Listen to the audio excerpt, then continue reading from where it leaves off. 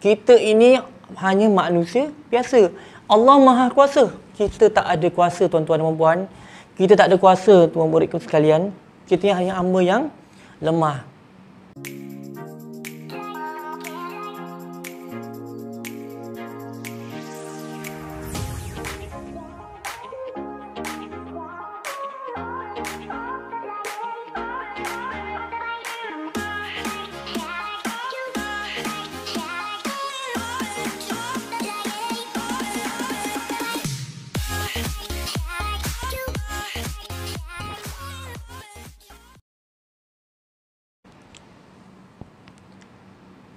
Hai, Assalamualaikum warahmatullahi wabarakatuh.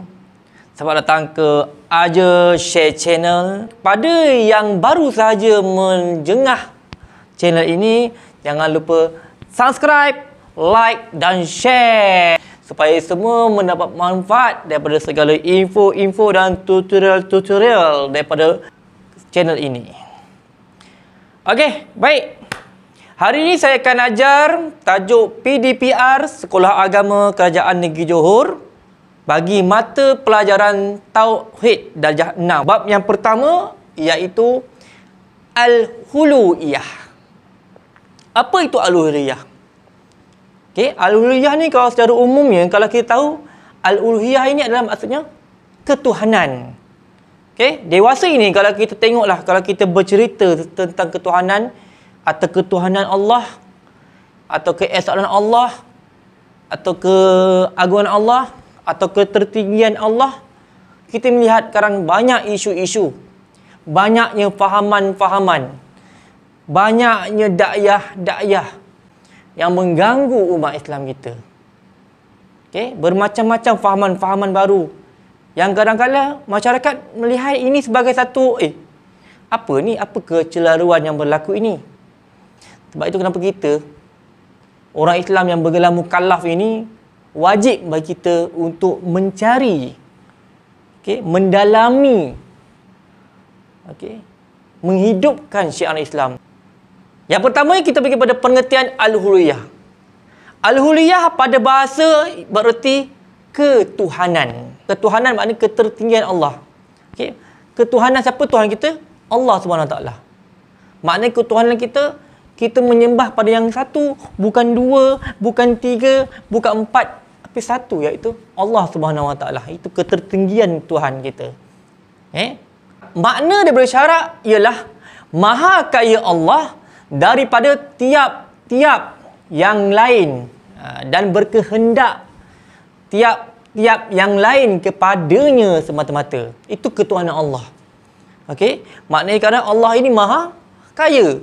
Maha kaya, kaya dengan sifat ketuhanan, kaya dengan ketertinggian Allah, kaya dengan kebesaran Allah. Kalau kita rasa kita berkuasa, kita mampu untuk menumbuk orang, kita mampu untuk menerbangkan orang, terbang orang. Allah lebih hebat daripada itu. Tak payah jauh, kita melihat pada keadaan sekarang, pandemik COVID-19. Allah cuma hadirkan satu virus yang sangat kecil, yang sangat halus, yang sangat seni. Langsung kita tak nampak. Tetapi virus ini amat-amat boleh merubah dunia. Bukan hanya Malaysia, tapi seluruh dunia. Itu Allah baru bagi satu virus yang kecil. Sebab itu kita kena bersedia mendalami ilmu agama, memperkuatkan iman kita, memperbaiki ibadah kita supaya kita dapat menghadapinya dengan baik dan juga kita dimasukkan dalam syurga. Amin ya rabbal alamin. Makna Al-Uluhiyah yang masyhur ialah keadaan Allah yang disembah. Keadaan Allah yang disembah dengan sebenar-benarnya. Maka sudah pasti Allah itu maha kaya daripada semua makhluk dan semua makhluk yang berkehendak kepadanya. Berkehendak maknanya bergantung kepada Allah. Kita ini manusia biasa, kita hanya bergantung kepada Allah. Jika sekarang jika hari ini Allah bagi kita kekayaan, satu masa ni Allah boleh tarik kita. Sebab itulah kita ini bergantung, kebergantungan Allah. Kesimpulannya, makna La ilaha illallah itu ialah tiada Tuhan yang disembah dengan sebenar-benarnya melainkan Allah dan menjelaskan sifat ketuhanan. Itu kena tahu. La ilaha illallah. La ilaha illallah. Tiada Tuhan yang disembah melainkan Allah.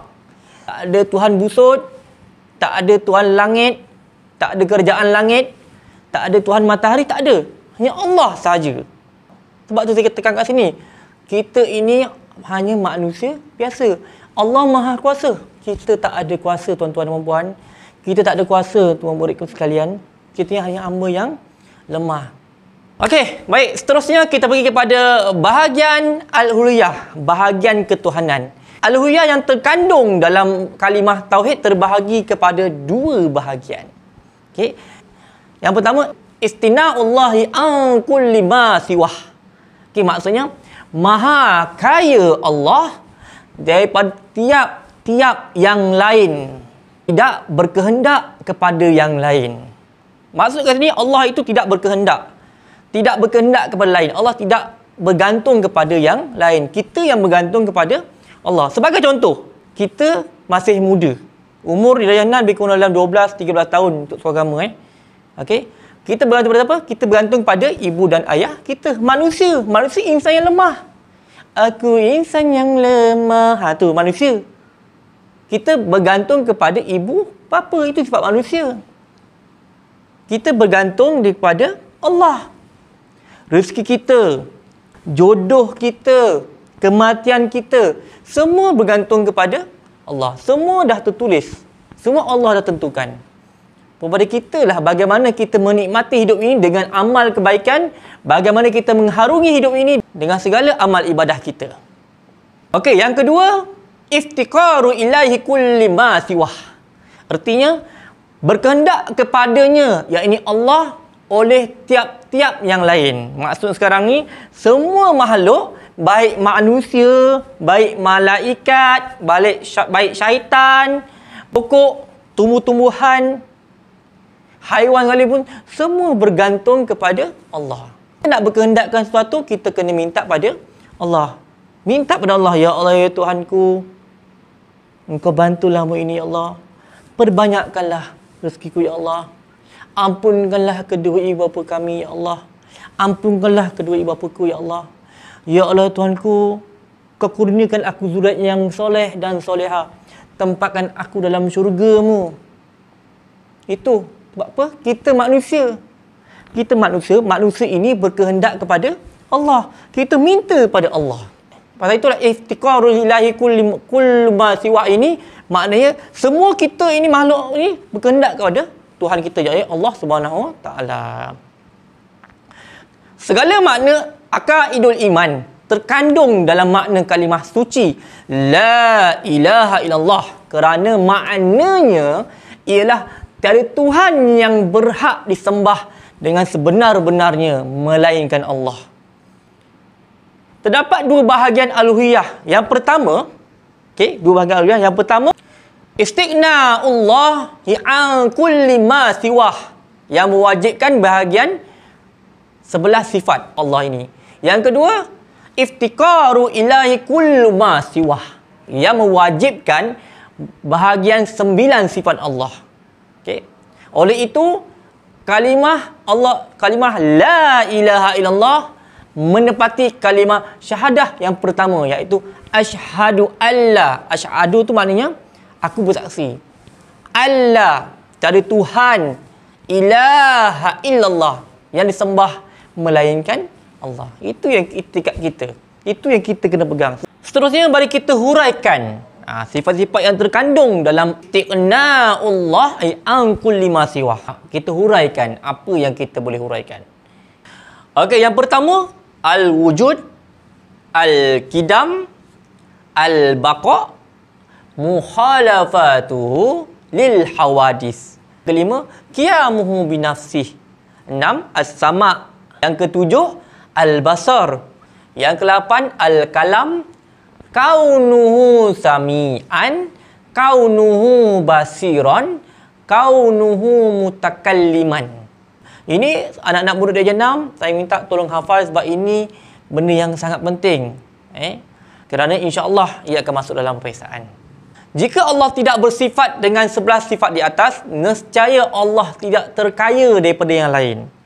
Sebagai contoh, jika Allah tidak bersifat dengan al-wujud, al-qidam, al-baqa, mukhalafatuhu lil hawadis, maka jadilah Allah itu berkehendak kepada yang menjadikannya.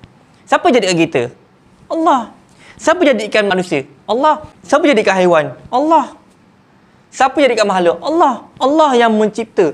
Jika Allah tak bersifat dengan sebelah sini, maka Allah itu bergantung kepada yang lain. Itu tidak benarlah. Itu kenapa kita kena menelami mengenai ketuhanan Allah ini. Okey lagi Masih steady? Okey, masih steady Kalau rasa-rasa dah ngantuk anak murid, boleh goyang-goyangkan kaki. Okey, renggang-renggang tangan. Okey. Kita pergi pula kepada yang seterusnya. Jom. Okey, seterusnya yang kedua, jika Allah tidak bersifat dengan qiyamuhu binafsih, maka jadilah Allah berkehendak kepada yang lain. Okey, yang ketiga, dan jika Allah tidak bersifat dengan as-sama, al-basar, al-kalam, kaunuhu sami'an, kaunuhu basiran, kaunuhu mutakalliman, maka jadilah Allah itu bersifat kekurangan. Siapa yang bersifat kekurangan? Kitalah manusia. Makhluk Allah. Makhluk Allah ini bersifat kekurangan. Sebagai contoh, kita sekarang ni masih kuat. Daripada kecil, lahirnya seorang baby, besar, dah boleh jalan. Besar lagi, dah boleh bezakan antara baik dan buruk. Besar lagi, remaja, dewasa. Dan akhirnya, pada masa nanti, manusia juga akan menua, akan lemah, dan terus lemah. Sehinggalah penghujung kematian kita. Sebab itulah manusia ni adalah hamba yang lemah. Tumbuhan akan hidup, akan mekar. Hari ni kita tengok bunga tu cantik. Satu masa kemudian kita tengok bunga tu pun layu dan akhirnya mati. Sama juga dengan haiwan. Kita bela kucing daripada kecil, besar, gemuk, dia menua dan akhirnya dia pun mati. Itulah sifat kekurangan makhluk Allah. Okay? Kalaulah Allah itu bersifat dengan kurangan, maknanya sifat itu tidak valid lah.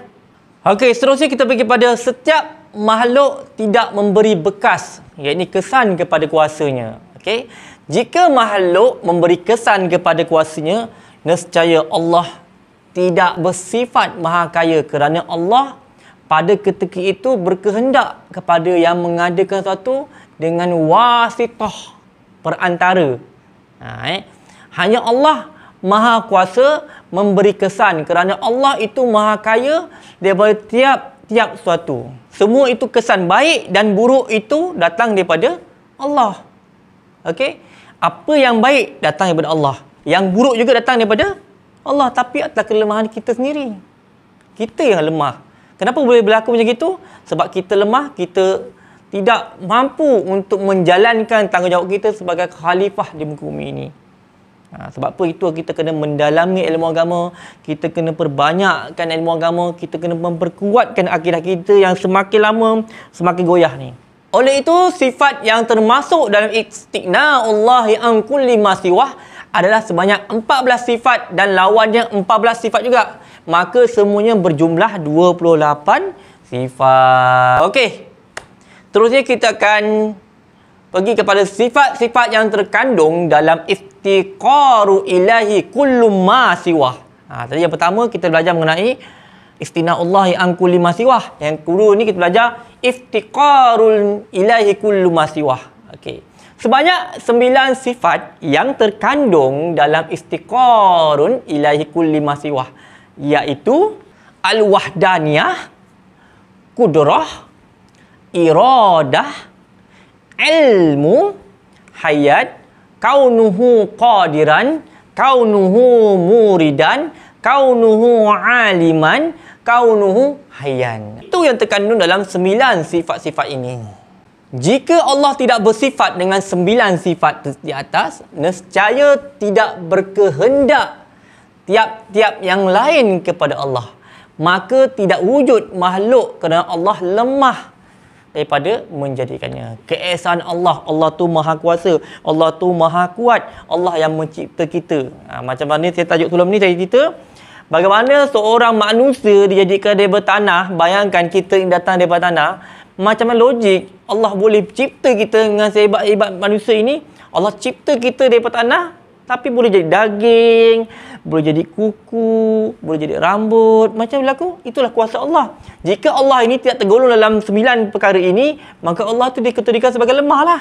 Jadi itulah kita kena percaya, kita kena memperakui, kita kena yakin bahawa Allah itu maha kuasa. Allah itu bersifat ketuhanan, al-uluhiyah, ketuhanan. Okey? Baik. Seterusnya yang saya nak kupas adalah mengenai baharu sekalian alam. Jika alam itu qadim, nescaya ia tidak memerlukan kepada yang menjadikan, dan ia adalah sesuatu yang mustahil kerana alam itu perlu ada yang menjadikannya. Kalau kita fikir logik, ada juga antara kepercayaan agama-agama yang tidak meyakini Tuhan. Cuba kita fikir logik akal. Okey? Fikir logik akal. Setiap apa yang ada, setiap apa yang berlaku mesti ada pencipta. Contoh, kereta. Kan? Ada tak tiba-tiba, okey aku nak kereta lah. Tung. Ada yang datang macam itu? Tak ada. Mesti ada pencipta dia, iaitu manusia. Manusia mendapat ilham daripada Allah. Siapa yang menjadikan pokok?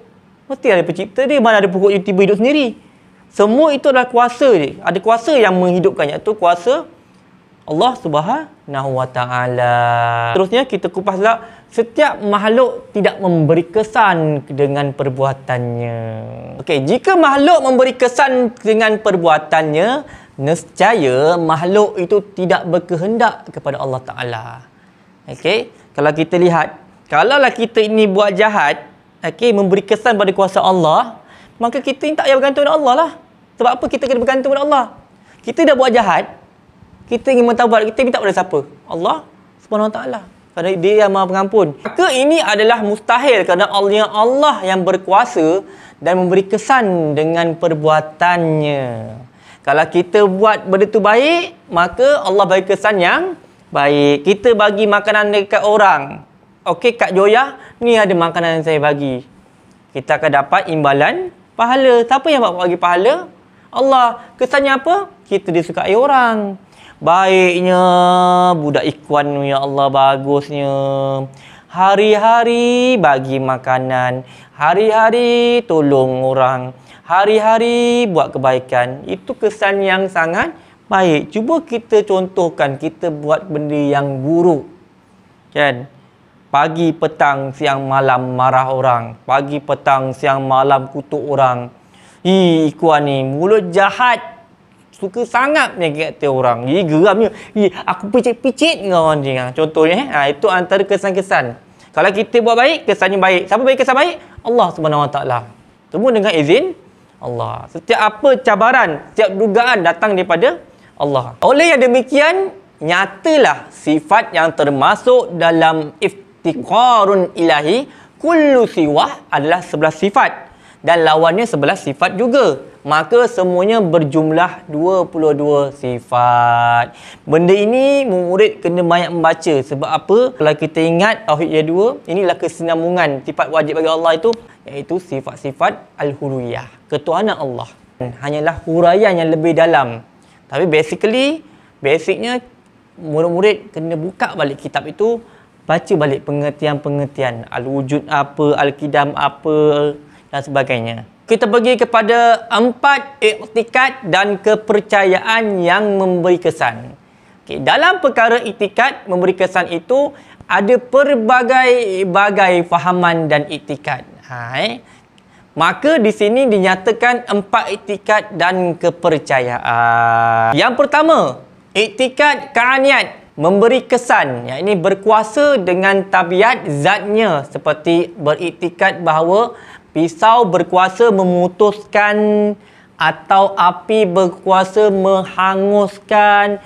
Maka iktikad seperti ini menurut ijma' ulama' dihukumkan kafir. Okey. Apa itu kaanat? Kaanat ialah benda yang wujud seperti matahari, bulan dan lain-lain. Yang kedua, beriktikad kaanat memberi kesan, iaitu berkuasa dalam kekuatan yang diberikan Allah Ta'ala kepadanya, seperti fahaman Mu'tazilah.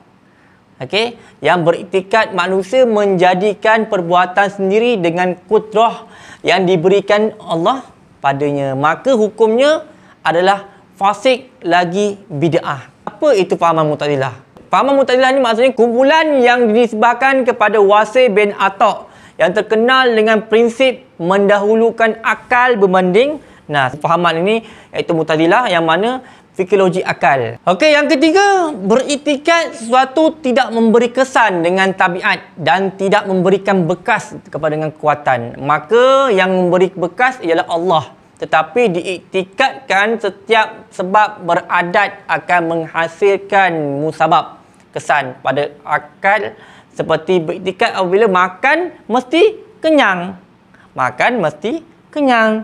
Kalau kita makan, lepas tu kita kenyang ke? Yang bagi kenyang siapa? Allah. Okey. Tapi ada juga fahaman-fahaman tertentu yang mengatakan kalau kita makan mesti kenyang. Yang memberi rezeki, yang memberi kenyang kita, kalau kita minum yang menghilangkan haus, itu daripada Allah. Tapi ada juga yang kata semua tu atas perbuatan diri kita sendiri. Kalau kita makan kita kenyang. Contoh lain, tengok cuaca mendung, hujan ni contoh mungkinlah sekarang hujan. Tidak semestinya akan hujan. Sebab apa? Yang menurunkan hujan itu adalah Allah. Kita tengok kadang-kadang cuaca beredup, nak hujan ni, tapi tak hujan. Sebab apa? Allah yang memberi kuasa sama ada hujan ataupun tidak hujan. Okey, yang keempat, beriktikad kepada sesuatu yang tidak memberi kesan, yakni tidak berkuasa dengan tabiat dan kekuatan. Hanya memberi bekas, yakni kesan adalah Allah Ta'ala semata-mata, dan tidak beriktikad bahawa setiap sebab akan menghasilkan musabab. Ini betul. Okey, tak semestinya kalau kita buat suatu contoh. Kalau engkau miaga, contoh, miaga goreng pisang. Okey? Engkau miaga, contoh, engkau miaga ni kau confirm kaya. Engkau kerja ni kau confirm kaya. Tak semestinya. Sebab apa? Kesan itu yang diberikan oleh Allah. Rezeki daripada Allah.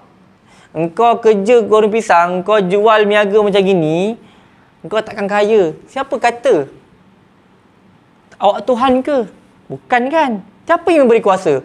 Allah yang beri kuasa. Allah yang beri rezeki. Kita tak tahu. Kadang-kadang kita melihat contohlah, dalam satu contoh dalam sekolah. Ada orang ni, dia belajar, dia best student, pandai. Okey? Yang seorang lagi, murid yang terasa gagal dalam peperiksaan. Bolehkah kita yakin orang yang berjaya ini, orang yang pandai ini, masa depan dia cerah? Ataupun orang yang gagal ni akan selamanya gagal? Tidak semestinya. Sebab apa?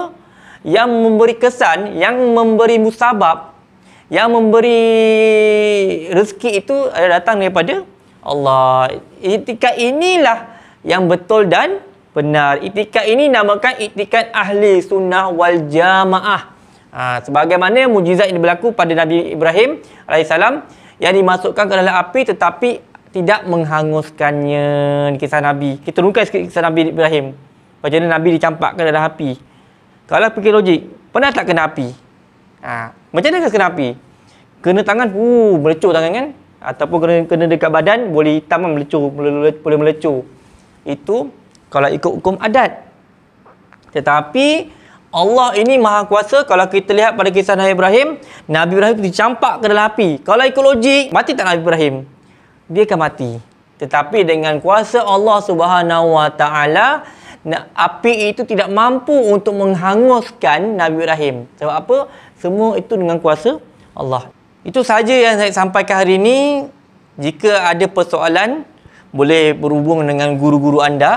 Jadi kesimpulannya, kita kena melihat al-uluhiyah Allah, sifat ketuhanan Allah. Setiap apa yang berlaku tidak memberi kesan pada diri kita.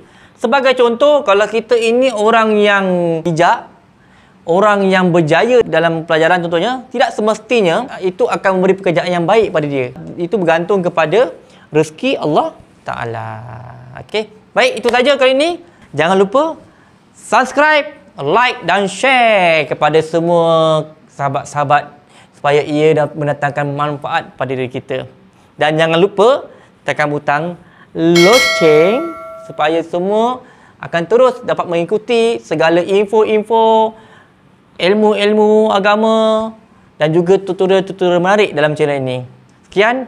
Assalamualaikum.